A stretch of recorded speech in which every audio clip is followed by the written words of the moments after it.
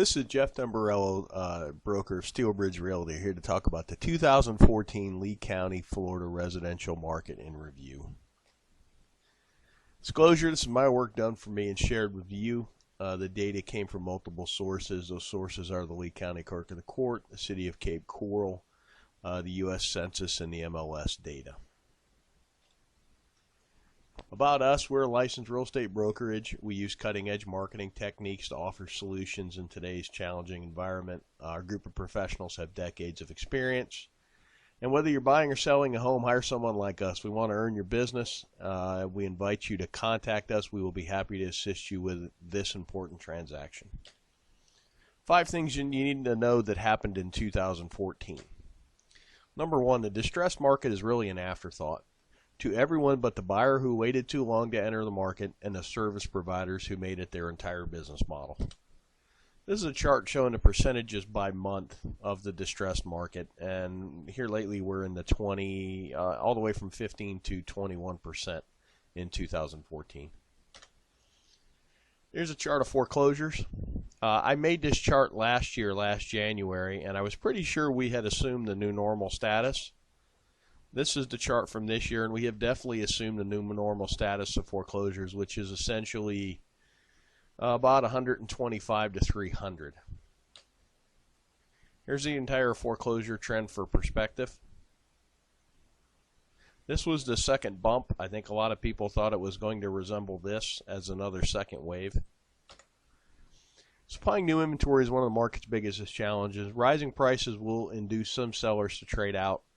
But then you got to question where you're going to go if you sold your home, and remember you're going to have to buy into the same market. And if you're an investor, you got to ask yourself, what are you going to do with the money? New construction is the answer to the inventory problem. Here's a couple things to think about. The appraisals will hold prices in check for a little bit until the channel's a little better defined. We're seeing that in our day-to-day business now. Interest rates are still very low, which makes homes affordable. We're really in the market missing an entire vintage of about 2008 through 2013. Land is still historically cheap for now, and here's some perspective on the land prices. This is all lots, all lot types in Cape Coral, average and median price. When you're looking at the last cycle, you really don't get what's going on in this cycle. So when I take the shorter view of just this cycle, the Cape lot market is recovering pretty well.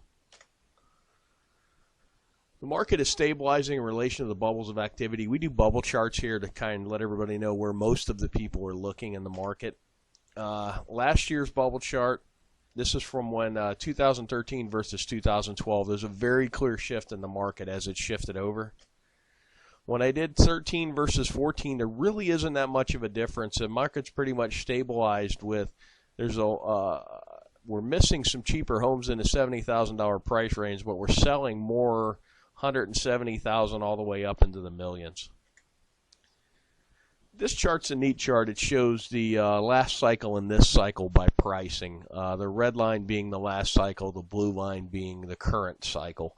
And you can see that we mimicked the last cycle for a while, and then you're starting to see 04 and 05 in the last cycle pulled wildly away to where we're just getting slight price increases, but not like we did before. And this is really a function of the banks aren't giving out crazy loans. There's no stated income, no stated asset loans.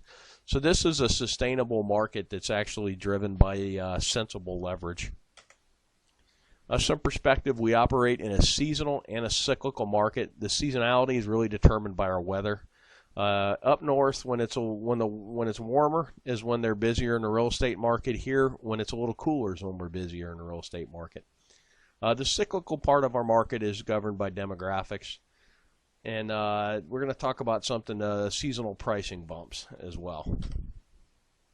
Right now, we're in a sustainable boom. MIM is money in motion. It's every dollar that flowed through. This is actually dollars sold by realtors. And we had an 8.7 increase in the actual volume in the market. The amount of transactions went up 1.1%. The median is actually rising faster than the average, which shows the bottom of the market is coming up faster than the market itself is correcting. The percentage of bank-owned properties jumped up slightly from 13.6 to 15.05, where short sales really fell off the map. They were 8% of the market in 13, and they're only 3% of the market in 14. And another neat thing to look at, cash sales in 2013, 60.7% were cash in 2013. In 2014, 57%. So you had a decent price increase, and it really wasn't funded by leverage. And to give you a perspective, about 25-30% of the sales in the state of Florida are cash. So we're almost working at twice the cash sales percentage of the state of Florida. Money in motion is a key indicator. As long as the market continues to grow, that's a really good thing. The median's rising higher than the average. We talked about that. We also talked about the cash sales percentage. One thing I learned, if you base your business model on short sales, you need to find something else to do. And we're truly in a market where the buyers are paying slightly more for a slightly older and slightly smaller home. Market specifics. Two asset classes that really jumped out to me are townhouses and manufactured homes are actually growing. By property types, what's interesting to me is the manufactured homes are up 20% in sales counts, as are the townhouses. And when you look at the price increases, they're probably some of the lowest price increases, and that's the market seeking a good quality buy, basically. The single-family homes are up 7%. They just about mimic the market as a whole. A few thoughts on the jump in mobile homes and townhomes. Mobile homes have both a lower cost of entry and a lower cost to keep, and the blue-collar retirees from up north love them because they really only need them for 3 or 4 months of the year because they're still home doing stuff and walleye fishing and playing with the grandkids. But it's a nice, affordable home to get out of the cold weather. Townhouses kind of represent the same if you're adverse to a mobile home purchase. And really and truly, we found within the market that as the site-built homes hit a certain number, the manufactured homes take off, and it's about 3 to 1. So if a site-built home was trading for $300,000, the manufactured homes at $100,000 represent a lot of value to a retiree buyer. This is kind of what happened by city. 2014, what happened by city. And just a year-over-year difference. Punta Gorda's really burnt store, up 15%. That's pretty good. Lehigh Acres up 13%. And when I look down, Captiva's up 27%, which is pretty impressive. Things to watch in 2015. Essentially, you've got a seesaw in the market now with resale homes on one side of the seesaw and new construction on the other. And they're going to trade back and forth. As the new construction takes a leg up, then the resale become attractive, and then vice versa. I'm seeing sometimes in the market where for a 10% increase in price, you can get a brand new home versus a 9-year-old home. That's kind of a no-brainer. Inventory is the key. Whoever can bring some inventory to market is going to make some money. And this applies to both the retail and the investment segment of the market. This is single-family permits in Cape Coral. When you look at the totality of the last cycle, you really don't get that excited about what's going on now. But when I take out the last cycle, it shows you there's some pretty good permit growth. Projection of retirees. We take this from the census, and if you were born 62 years ago, there's a likely chance you're going to retire, and this is in the millions by how many there are. This is actually the 62-year-olds against our sales counts. It's a pretty good correlation. And then 66 is kind of the official retirement age.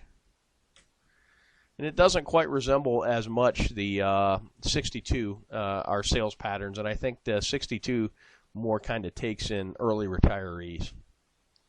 One last thing, this is a long chart average price of the whole market. This little blip right here was when the banks really let it loose and just basically gave out free money. And that's kind of what we're looking for now is everybody's looking for when this time is coming back, and it's really going to be tied to leverage. We were in a boom, which is what we're in now as the market went up to here. And then when the banks went crazy, and you also had Hurricane Charlie in here, which took a little inventory and dumped some insurance money into the market, which kind of overheated it a little more. But this was based on easy money and basically turned into a mania. And that's kind of what you got to watch for now is loan programs. If you have any thoughts or questions, why don't you give us a call at the office at 239-694-3300, and my extension is 102. And you can always, if you're watching this video, click the link below the video and fill the form out, and we will be in touch with you.